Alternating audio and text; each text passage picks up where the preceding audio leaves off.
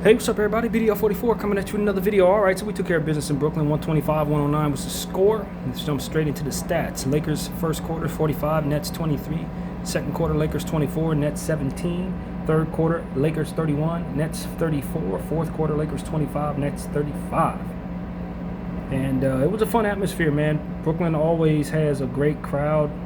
They really rallied around our guys, and our activity kind of was fueled by their support, I think, in a lot of cases, because Lord knows the Brooklyn Nets as a basketball team are not inspiring, not at all. You have to stay awake for this one. So the Lakers shot 54% from the field, 46-85. The Nets 48%, 45-94. From the three, the Lakers shot 7-31 for 23%. Brooklyn 10-41 for 24%. Lakers 9-14 from the free throw line. Actually, excuse me, that's the Nets. From the free throw line, 64%. And the Lakers got there 39 times, hit 26 of them for 67%. Whew, almost 40 times. Nets 48 rebounds, Lakers 41. Nets 16 offensive rebounds, 10 for the Lakers. 28 assists for the Nets, 25 for the Lakers, 7 steals for the Nets, 14 for the Lakers. Neither team had a block. I have a hard time believing that. 20 turnovers for the Nets, 23 points conceded off of those. 12 turnovers for the Lakers, 16 points conceded off of those. 31 fast break points for LA, 18 for the Nets. 66 points in the paint for LA, 64 for the Nets. 39 was the largest lead of the game for LA. 3 for the Nets, and we led 97% of the time, and 3% of the time the Nets led the game. So we got our 30th win tonight. 30-19 is our record. I don't know where that lands us in the standings, but we'll see after we get through the box score here. We'll start with the Nets. Michael Porter Jr., 32 minutes, 21 points, 7-18 from the field. Missed all 9 of his threes, 7-9 from the free throw line, 10 rebounds, 3 assists, 3 turnovers, 1 steal, 1 offensive board. Minus 18. It must be difficult to go from playing with Jokic to playing with the Nets. That's difficult. Noah Clowney, 21 minutes, 6 points, 3 of 7 from the field, 0 of 4 from 3, 4 rebounds, 2 assists, 2 turnovers. Minus 17 for Clowney. Claxton, 22 minutes, 10 points, 5 of 7 from the field, 0 of 2 from the free throw line, 5 rebounds, 2 assists, 3 offensive boards, minus 30. Yegor Dimon, 27 minutes, 11 points, 4 of 11 from the field, 3 of 8 from 3, 2 rebounds, 2 assists, 6 turnovers, 1 steal, minus 11 for Dioman. Traore, 25 minutes, 7 points, 3 of 9 from the field, 1 of 3 from 3, 5 rebounds, 4 assists, 2 turnovers, 2 offensive boards, minus 4. Zaire Williams, 24 minutes, 17 points, 7 of 11 from the field, 3 of 6 from 3, 2 rebounds, 3 assists, 1 steal, 1 turnover, plus 2 for Zaire. Wolf, 19 minutes, 7 points, 3 of 8 from the field, 1 of 5 from 3, 4 rebounds, 3 assists, 1 steal, 1 turnover, plus 3. Deron Sharp, 26 minutes, 19 points, 9 of 12 from the field, 1 of 1 from the free throw line. He had 14 rebounds, 5 assists, 1 turnover, 3 steals, 10 offensive boards, plus 14. I just want the Lakers to go get him. Go get him. Go get him. Cam Thomas, 23 minutes, 8 points, 3 of 7 from the field, 1 of 4 from 3, 1 of 2 from the free throw line, 2 assists, 2 turnovers, minus 11 for Cam. Drake Powell, 4 minutes, 1 rebound, 1 turnover, minus 6. And Ben Saraf, 17 minutes, 3 points, 1 of 4 from the field, 1 of 2 from 3, 2 assists, 1 board, 1 turnover, minus 2 for Ben. All right, LeBron James gets the game ball tonight, man. I just really thought his energy was good from start to finish. He had 30 minutes, 25 points, 10 of 16 from the field, 0 of 3 from 3, 5 of 7 from the free throw line, 3 rebounds, 7 assists, 3 steals, 1 turnover, 1 offensive board, plus 24. That's where the game ball goes. He had the energy tonight, feeding off of the crowd. Only 1 turnover is excellent. Wish he would have made a 3, but he didn't attempt too many of them. The steals are great. It was just a good night for him. Jake LaRavia, 22 minutes, 18 points, 7 of 9 from the field, 1 of 2 from 3, 3 of 6 from the line, 5 rebounds, 1 turnover, 1 steal, 1 offensive board, plus 10 for Jake. I thought he was good tonight, too. Really good with active hands. His defense was on point. I thought he, 7 of 9 from the field. I wish he could have gave that to us in the last game against the Knicks, but, we'll take it. And it was a good night for Jake. DeAndre Ayton, 28 minutes, 7 points, 3 of 5 from the field, 1 of 2 from 3, 8 rebounds, 3 assists, 1 steal, 1 turnover, 2 offensive boards, plus 16. 8 boards is good, not the greatest performance from him, but it wasn't, kind of quiet. Marcus Smart, 18 minutes, 6 points, 3 of 5 from the field, 0 of 2 from 3, 3 rebounds, 1 assist, 1 steal, 1 turnover, 2 offensive boards, plus 30. He led the entire team in plus minus, did Marcus Smart. Luka Doncic, 29 minutes, 24 points, 8 of 18 from the field, 4 of 11 from 3, 4 of 6 from the free throw line, 6 rebounds, 5 assists, 5 turnovers, 1 steal, 1 offensive board, plus 19. Average night for Luka. Didn't really have to do too much against this team. 5 turnovers, not great. 4 of 6 from the free throw line was okay. 4 of 11 from 3, not great. So he didn't do wonderful in all of the areas that we put emphasis on, to be honest with you. But I thought he did good enough to push past this bad team for certain. So I thought it was a solid night. Nothing too serious. Maxi Kleber, 3 minutes, -5. Rui Hachimura, 26 minutes, 5 points, 2 of 3 from the field, 1 of 2 from 3, 3 rebounds, 1 turnover, 1 steal, -1. Vanderbilt, 19 minutes, 6 points, 2 of 3 from the field, or 1 from 3, 2 of 4 from the line, 5 rebounds, 3 assists, 1 offensive board +4. A better Vando night. I thought his energy was good tonight.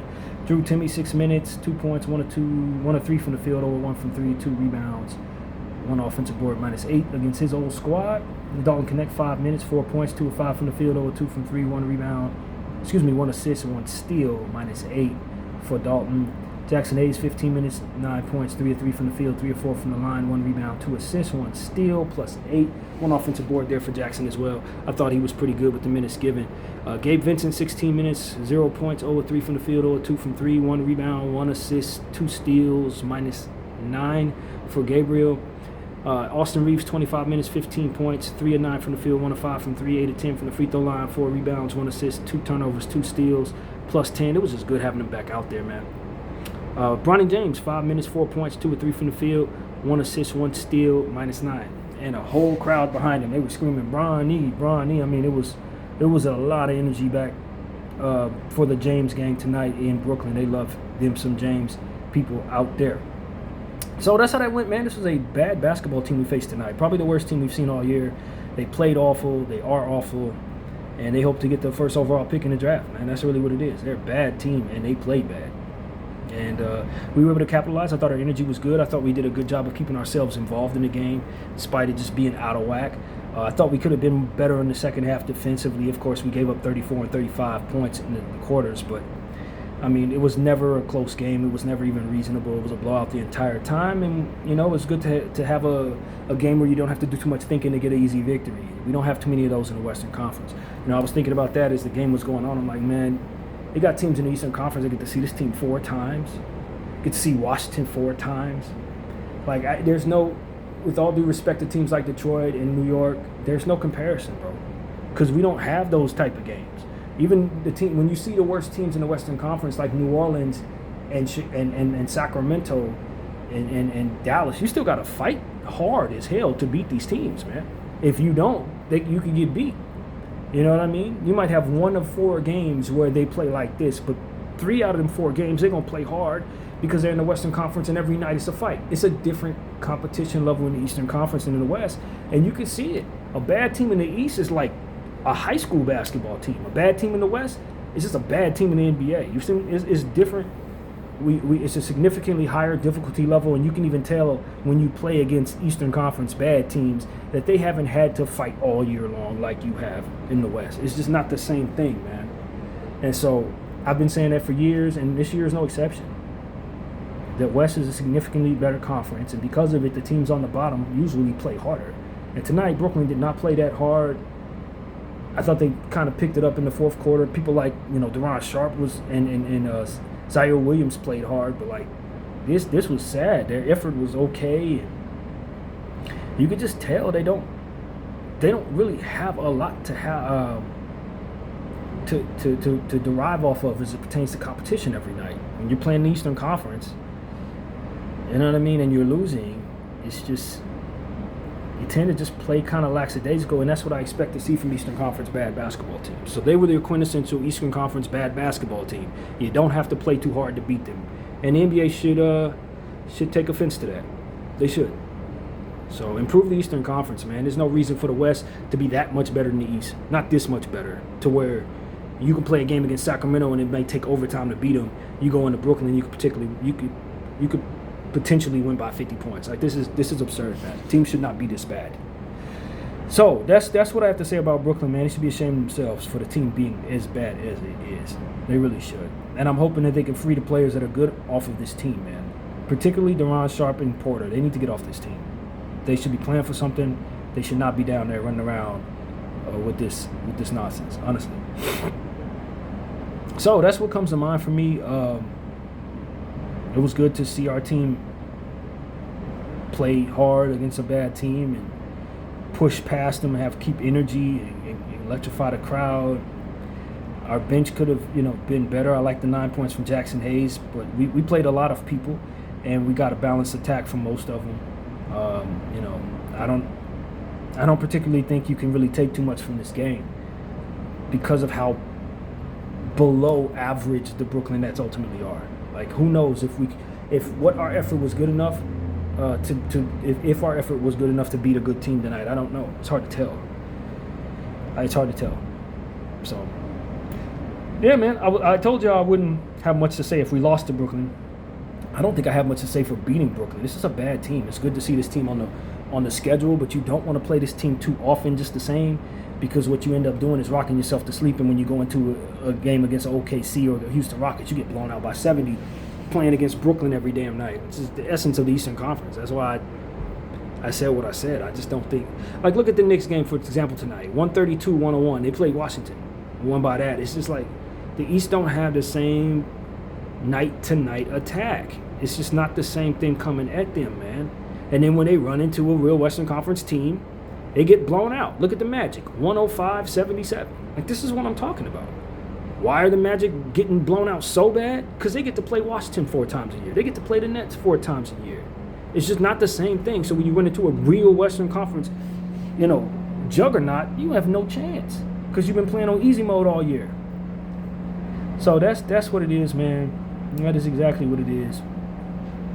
And that's what I got to say about it. So now we move on to play the Philadelphia 76ers on, we'll find out. I think it's on Thursday. I don't think we get but a day off. After coming home, we've completed our road trip. We went, 6-2, I think, on the road trip? Is that how that went? 6-2, maybe? 6-3? No, 5-3, I believe it was. We lost to the Clippers, we lost to Cleveland, and we lost to the Knicks. So that's 5-3 on the road trip. I say that's a pretty good road trip. That's a pretty good road trip. I'm not upset at that at all. First place OKC 39-11. Second place San Antonio 33-16. Third place Denver 33-18. Fourth place Houston 31-17. Fifth place Lakers 30-19. Sixth place Minnesota 31-20. Seventh place Phoenix 30-20. Eighth place Golden State 27-23. Ninth place Clippers 23-26. 10th place Portland 23-27. And Memphis is behind them, -3 games there, 19-29, destined to fall further because they traded Jaren Jackson to Utah. So I'm pretty damn certain Ja's out the door next, and they're gonna probably just collapse from here. So that's what's there to expect. Western Conference, you know what I'm saying? We got it tough, man. We got it tough. It's only getting better out here, but it is what it is, man. It's gonna be curious to see what happens with the Clippers now that James Harden's in Cleveland.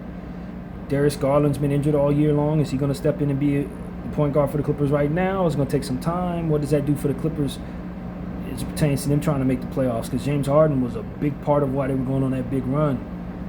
I know Kawhi's out there. He's healthy. He was named an all-star starter or something, whatever. They got him as a reserve tonight. He did make the team after all, after a lot of squawking from a lot of people saying he deserved to be there. I think Albie deserved to be there even more, but whatever. That's a whole nother story. So, yeah, he'll be representing the Cloppers as it'll be a Clipper home ambiance, LA All-Star game, whatever. I don't know. I'm not too interested in this All-Star game. I prefer it be East and West, and we just live with the results. All these 3 teams, 2 Americas, 2 world, I'm not interested in that format. That's just not interesting to me. I'm a traditionalist when it comes to the All-Star game, and if we get 137 to 100, more like 200 to 205, so be it, but I just don't think you're going to spark up the game by doing all these weird gimmicks, man. The best gimmick they came up with was the one that happened after Kobe passed. Whatever they did in that game, they should have kept that going. That's the God's honest truth. They got away from something that actually worked. So the All-Star game, man, this is the least interested in the All-Star game I've ever been in, and the sad thing is it's in my hometown, and I may not even watch. That's how little interest I have in this year's game. So, yeah, man, that's where we're at, man. Los Angeles Lakers get the win against a lowly Nets team. Let's play the 76ers next. Sixers play the Warriors tonight. You know, we'll see what happens if with that basketball game, and then hopefully go into Philadelphia and take the season series after winning a game earlier in the year against them where Joel played the worst game of his life. I'm pretty sure he's going to want to go for 50 against us because of it. So, yeah, Paul George suspended until mid-March, end of March, rather. It ain't going to hurt the Sixers. They don't need him at all, to be honest with you. They should be trying to trade him if they can. And, yeah, that's how that goes, man. That game, if you care about what Philly's doing, they play tonight. Right now, that game should be tipping off any minute in Golden State. So, yeah, that's what's up. We will then, as I said, play 76ers. I'm trying to look and see what time, when that starts. If it's Thursday, I believe it is. Trade deadline coming up, y'all. Pay attention to that as well. Yes, Thursday at 7 p.m. Pacific, 10 p.m. Eastern. So we can get back to these regular scheduled programming, none of these early basketball games, which is ideal in my opinion. I prefer the games to be later. So, yeah, that's what's up, man. Not a whole lot to say about this game. This was a game where there was a lot of excitement surrounding LeBron's presence. And he put on a show for the New York crowd. And we've done all we needed to do on the road for now. And this is the longest road trip we've had in probably about 3 years. And I think we walk away feeling good about it, well above 500. I don't think we played our greatest ball on this road trip, but we did enough to win the games that we did, and we're pleased with the overall outcome. Now we have some tough teams to play, man. As if we didn't just have the hardest stretch of the season for the last 3 weeks. Now it gets tough because you're going to have to see Philly. It's a good playoff team. You got San Antonio coming up not too long after that. You got OKC coming up very soon. Got Golden State coming up. So, yeah, that's how that goes. It's Philadelphia on Thursday, Golden State on Saturday, OKC on Monday, and then turn around on Tuesday night, the very next night, and play San Antonio. So this is going to be even tougher stretch than what we just came from. Even tougher. A back-to-back between OKC and San Antonio. So, and then you got another Dallas game on Thursday, and then we'll see another back-to-back Friday against Garland and the Clippers. And then we'll turn around on Sunday, the next following Sunday, and play Boston in the early 3:30 game here in LA. So it's not going to get much easier, man. It's not. These are tough teams. It's only one or two bad teams in this entire stretch over the next 7 games. So if we don't show up, we could lose them all, honestly. Philadelphia, Golden State, OKC, San Antonio, Dallas, Clippers, Boston. That is nothing to play with. That is nothing to play with. And, of course, the trade deadline is Thursday. So a lot of our favorite Lakers or not-so-favorite Lakers may have played their final game if we're going to make a move. But I am not loving the tea leaves, what they're reading in regards to the Lakers. Looking at the price tag on other things that took place, looking at what we have and how little people content to desire some of this stuff, even some of our expiring contracts. I don't think people really want some of this trash we got, man.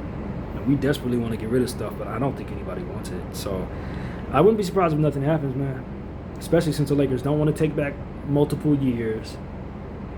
And it was something else I think they said the Lakers don't want. They didn't want extra money. They didn't want multiple years. They don't want to give up picks. I don't know what the Lakers' stipulations on the trade deadline ultimately are, but I think it backs us into a corner to where we don't have many options. So I almost expect the Lakers to stand pat, and I dread that because I really want us to move Gabe Vincent. Bad. So that's where I'm at with that. That's my opinion. Sticking to it. And we're ready for Philadelphia on Thursday, man. It's good the Lakers were able to get through this road trip. This was a very, very strenuous Eastern Conference road trip with the worst weather possible. Our team got through it above 500, and they don't even get a chance to lick their wounds because they got to immediately go back home and play Philadelphia in 48 hours. So that's pretty much what I got to say. We'll be ready for that one. And, of course, we'll be covering the trade deadline as well that day. I don't know what our roster is going to look like if we do make moves off trade deadline day. That could be interesting. Could Giannis be a Golden State Warrior on Saturday? Could that be his first game with the Warriors? I wouldn't rule it out. I think that makes sense if he could come back from injury. I don't know if how soon he's expected to come back from injury, even if he does get traded. But we play the Warriors right after the trade deadline. So could OKC make a move? Could San Antonio make moves? Could Dallas get rid of AD? Clippers already made a move, so all these teams could look different than what we see them as right now, depending on what happens over the next 2 days. So it could be exciting for us. Trying to prepare for these teams could be a little difficult, though. So that's really what I got to say, man. 7 o'clock p.m. against Philadelphia on Thursday. Be there, be square. Lakers coming back home finally for a nice, what is that, 1, 2, 3, 4, 5, 6, 7, 8-game homestand. So we don't have to leave Los Angeles again until February 26th, which is a Thursday, against Phoenix. So that is a nice homestand after a long road trip. So I know our guys are excited about that. It's a lot of back-to-backs in that little flurry, but at least guys will be, having their own bed to lay into and not have to get on the plane for anything. So yeah, let's get ready for the homestand, which is going to challenge us. BDL 44. I thank y'all for watching. Wow.